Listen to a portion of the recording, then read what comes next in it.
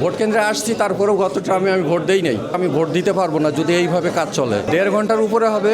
আমাদের হাতে আর মাত্র হয়তো 2 ঘন্টা সময় আছে। 4:30টায় আমাদের ভোটার টাইম শেষ। তা আমি তো মনে করতেছি যে আমার মনে হয় যে আমি ভোট দিতে পারবো না যদি এইভাবে কাজ চলে। আমাদেরকে যদি আপনারা একটা ব্যবস্থা করে দেন অন্য কোনো বুথের কাছে, বুথে সিরিয়াল মেনটেন করে, তাহলে আমাদের জন্য ভালো হয়। আমরা এইখানে পিছনে যারা আছি, উপরে ছাদ পর্যন্ত লাইন দাঁড়ায় আছে, তো ছাদের লোকগুলা বা আমি নিজেও ভোট দিতে পারবো কিনা আমি খুব ইয়ার মধ্যে আছি। যেহেতু গত 3 ট্রাম আমরা ভোট দিতে পারি নাই, এখন এখানে অন্যরা কেউ দিছে কিনা আমি জানি না। আমি 3 ট্রাম ভোট দিতে পারি নাই। ভোট কেন্দ্রে আসছি, তারপরেও গত ট্রামে আমি ভোট দেই নাই।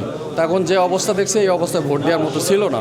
তার কারণে এইবার আমি খুব আশা নিয়ে আসছি যে এইবার আমি ভোটটা দিব, কিন্তু যে অবস্থা দেখতেছি এই অবস্থায় আমার মনে হচ্ছে যে আমি ভোট দিতে পারবো না। যারা এই দায়িত্বে আছে তারা বলতে পারবে যে ওনাদের কোনো প্রবলেম আছে কিনা।